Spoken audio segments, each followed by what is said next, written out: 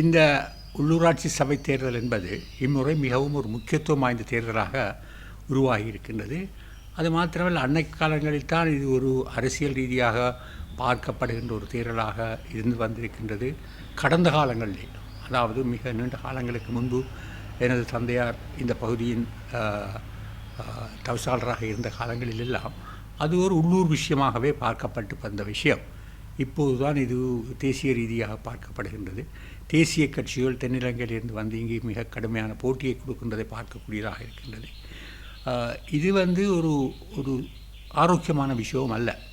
இன்று பாராளுமன்ற தேர்தலிலே மிக பெரும்பான்மையாக ஜேவிபிக்கு வாக்களித்து தமிழ் மக்கள்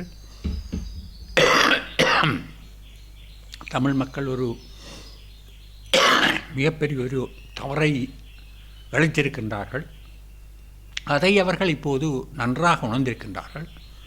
பலருடன் கதைக்கின்ற போது அது நன்றாக தெரிகிறது. ஏனென்றால் ஜேவிபி நடந்து கொள்கின்ற விதம், அவர்கள் அந்த வெற்றியை பாவிக்கின்ற விதம், சர்வதேச ரீதியாக கூட தமிழ் மக்கள் முழுமையாக தங்களுடன் நிற்கின்றதாக ஒரு பிரசாரம் செய்கின்றால் அதில் உண்மையும் இருக்கின்றது.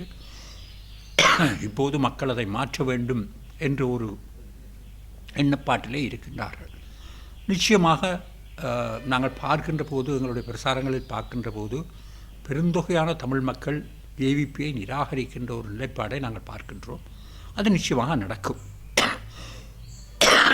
எப்படியாக இருந்தாலும் தமிழ் மக்கள் ஒரு தமிழ் கட்சிக்கு வாக்களிக்க வேண்டும் என்பதுதான் மிக முக்கியமான விஷயம். இன்று இருக்கின்ற நிலையிலே தமிழ் மக்கள் தமிழ் தேசியத்தை விட்டு செல்லவில்லை என்பதை மிகவும் ஆணித்தரமாக நிரூபிக்க வேண்டிய ஒரு காலகட்டத்திலே இருக்கின்றோம். அது நிச்சயமாக தமிழ் மக்கள் எங்களுக்கு பெருந்தொகையாக வாக்களிப்பார்கள். ஜனநாயக தமிழ் தேசிய கூட்டணிக்கு சங்கு சின்னத்துக்கு வாக்களிப்பார்கள் என்பதிலே நான் பூரணமாக நம்புகின்றேன்.